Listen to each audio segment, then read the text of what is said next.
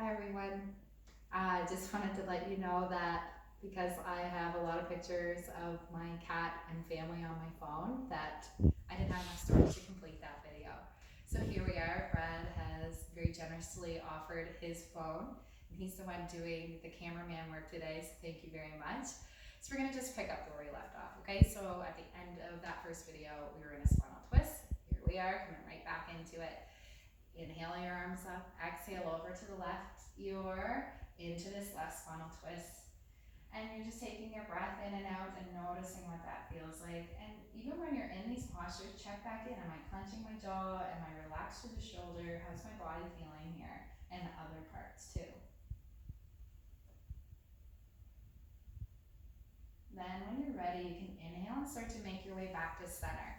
And you're just gonna check back in, how's my body feeling? I just went to one way, maybe in a rotation I'm not used to. Your body could be giving you some feedback on that. Maybe it feels good, maybe this side feels starting to warm up and have more circulation.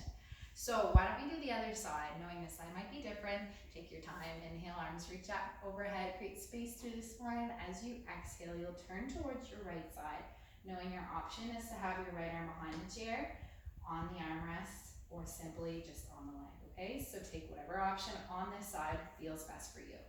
Very natural from one side to look different than the other. If you've had injuries or if you have habitual movement patterns, more to one way or another, don't get too concerned about that. Just meeting your body where it's at today and sensing into where you feel this. Where do you feel stretch? Where do you feel your breath moving?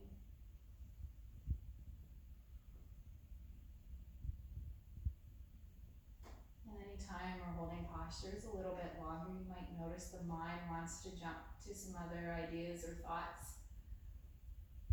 Just noticing and then choosing to come back to this posture, staying present.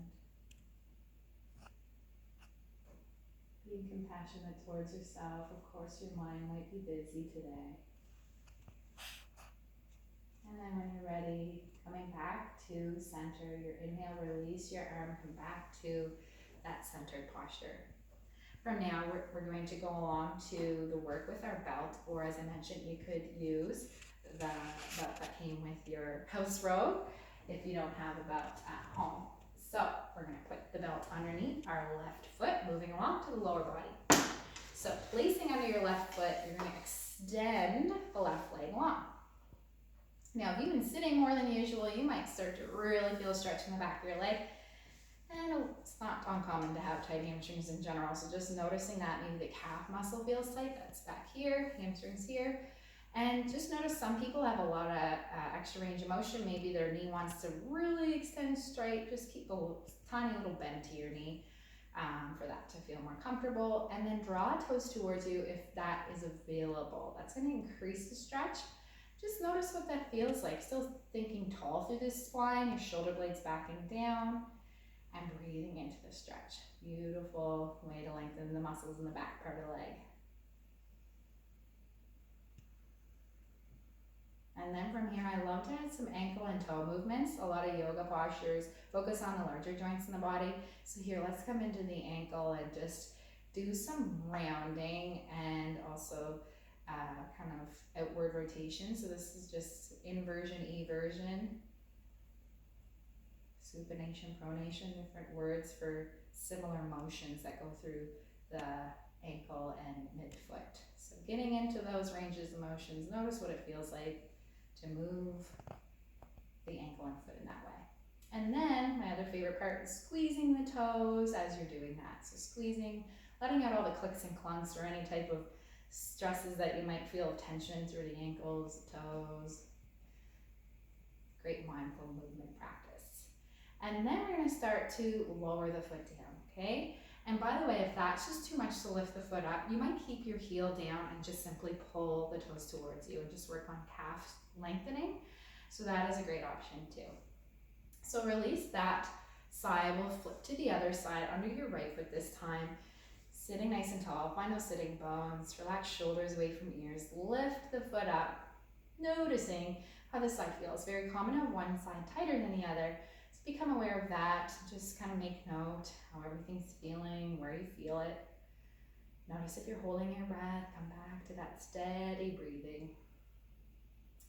And not only are we lengthening muscles here, we're also putting a little bit of length through the sciatic nerve, which it can tolerate, but sometimes when sitting a long period of time, for days on end, we can get tight in the neural structures too through our body. So just becoming aware of that. If you feel a pull from your back or buttock all the way down to your foot, we might be dealing with a little bit of neural tension there. So you might just bend the knee a little bit and do your practice from there, or you might set your heel down.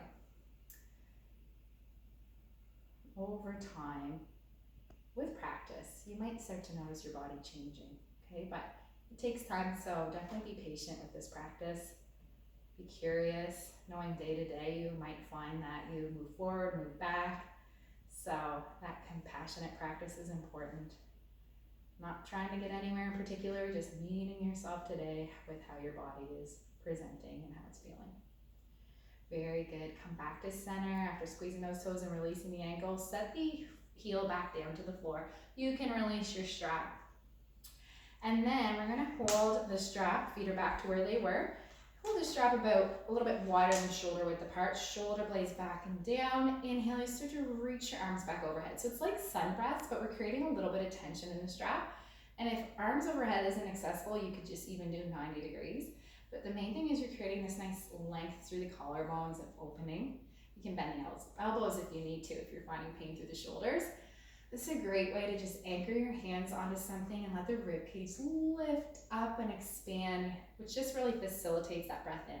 As you exhale, you start to close back down again. A couple more times as you inhale, reach up. And exhale, reach down.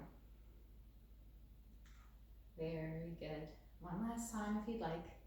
Inhale up. And exhale back down. Wonderful. Placing the strap off to the side, we're going to move along to use our block. Once again, you could use a Kleenex box or a tea box or something of the sort. Finding that posture here, we're going to hold the block. And this one is kind of like a rocking boat or kind of seesaw motion. So the shoulder blades are backing down and it's active assisted. So we're using one arm to kind of help push the other one up. Okay, so you see here I'm lifting my elbow, I'm creating space on that left side of my rib cage. My right arm is helping to push into that range of motion. And then we're going to exhale to come back down to center, reset, inhale, we switch sides, pressing that right elbow up, creating space on the right side body. And exhale down, we'll do that once more each side. Inhale up. And exhale down. Inhale up. And exhale down. Okay, your gaze can follow or can stay forward, your choice. From here, we're going to do a little bit of work on some postural muscles. You're going to take the block and place it either between your calf muscles or between your thighs, your choice. And if you prefer, if this is a bit difficult for you, the other option is to take the strap and place it under both your feet and not even use the block and just lift up, okay? So a couple options there. If you need more information on that, please let me know. But from here, we're gonna put the block, your choice, through the calves, through the upper legs, shoulder blades back and find those sitting bones. You're gonna inhale and start to lift the feet up off the floor, maybe just an inch, maybe two, maybe more, and exhale lower. So this is more strengthening. In order for me to work these muscles through my trunk, as I inhale and lift up, my spine's staying upright. If I started to round, those muscles aren't as recruited, so really thinking tall here as you lift up and exhale lower. Very natural to feel a pinch or like a lot of recruitment of muscles through the front of the hip. We are using those muscles, and you might feel them through your thigh too. So inhale up and exhale lower. Wonderful. And there's this slightly like a seated boat pose in yoga when we're sitting on the floor. We're working our core. You might have your arms out and lift the legs up, maybe lean back a little bit, and then exhale lower. So you can engage the arms too if you'd like to add that part in. Just a great way to get some energy to the legs. Besides these type of motions at home, if you have a set of stairs, a great way to keep those leg muscles strong going up and down stairs, or to even simply do some sit to stand. So we're going to review that next. So it's In yoga, we do chair pose. So in this case, for those who find it difficult to come in that posture, we could just simply work on getting on and off a chair. And one of the little tricks that we use, especially physios in hospitals, will use the saying nose over toes and up she goes, or up you go, whatever you want to say there. So thinking of that momentum, your nose is going to come forward as you shift your weight into your feet and then start to come upright, thinking nice and tall. And then you exhale, really slow it down, reverse that pattern. You hinge at your hips, start to lower, back down again. So oftentimes I'll either see people really use momentum and to their advantage without using as much of their strength, or sometimes we'll see if we have injuries, then people shift all their weight to one side and come up. So just trying as best you can to have equal weight through each leg, nose over toes, start to push through your feet and start to rise up tall. Maybe an inhale as you do that. As you exhale, you hinge at your hips. Instead of letting gravity just plump us back to the chair, we're slowing things down, which make those muscles have to work a little bit harder. So these are simple ways throughout your day to practice keeping those muscles strong, especially if you're not getting outside as much as you'd like to right now. So stairs, getting on and off of the chair, great way to keep those power muscles going through the trunk, pelvis, and legs. So to finish our practice today, we're going to get comfortable. We're going to use our bolster, or as I mentioned, your couch cushion to support your spine. So you can find that. And if you do have a bolster at home, or even your rolled up yoga mat, you could place that behind you. Your other option is to just simply use your couch cushion, and it's your choice. You could put it in your low back to support there, or if you find that your mid back's more in it, you could put it even between the shoulder blades.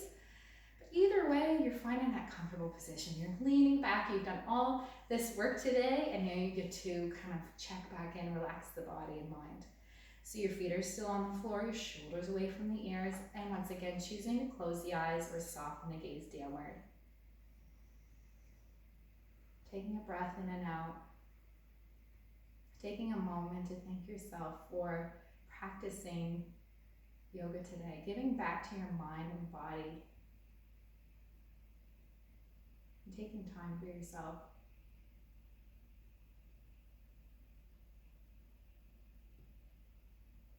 Still following your breath in and out, you might start to check back in with your body. How do your feet feel? Sense into how they're supported by the floor. How do your legs feel? Supported by the chair. How does your spine feel? Supported by the bolster or cushion. How do your arms feel? Resting at your sides. Softening through any spaces that your body tends to hold tension. Maybe it's drawing the tongue away from the roof of the mouth, creating space between the teeth. Maybe it's softening your gaze, your forehead and facial muscles. Maybe softening the shoulders, the fingertips, the toes.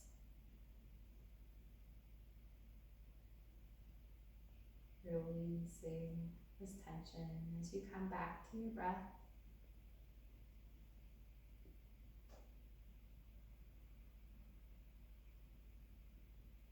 Following your breath in and out.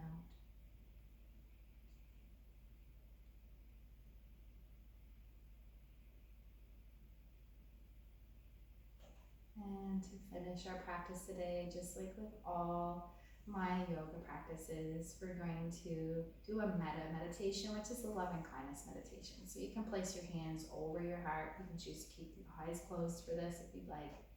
And silently repeat to yourself, may I be happy. May I be healthy. May I be safe. May I be kind to myself and to others. And may all beings find hope and peace. Once again, thanking yourself for choosing to practice here today. Take a moment to relax the arms back at your sides, noticing as a whole how you're feeling. And when you're ready, you can slowly open the eyes. We'll inhale, reach the arms up overhead one more time as the palms come together. Exhale, lower your hands down to heart center. Thank you so much for practicing here with me today. The light of me honors the light in you. Have a great day.